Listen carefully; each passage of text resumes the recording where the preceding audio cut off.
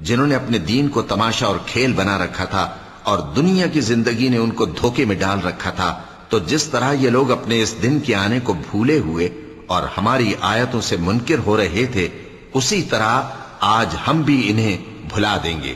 اور ہم نے ان کے پاس کتاب پہنچا دی ہے جس کو علم و دانش کے ساتھ کھول کھول کر بیان کر دیا ہے، اور وہ مومن لوگوں کے لیے ہدایت اور رحمت ہے۔ کیا یہ لوگ اس کے مضمون ظاہر ہونے کے منتظر ہیں؟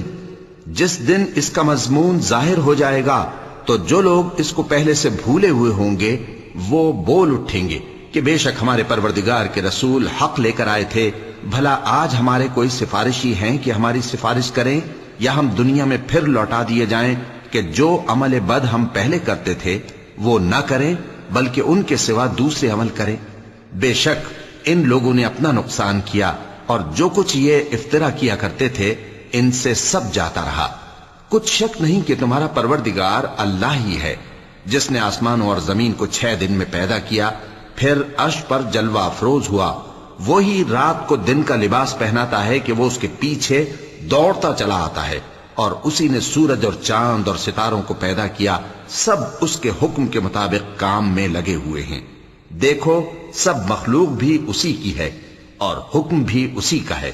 اللہ رب العالمین بڑی برکت والا ہے۔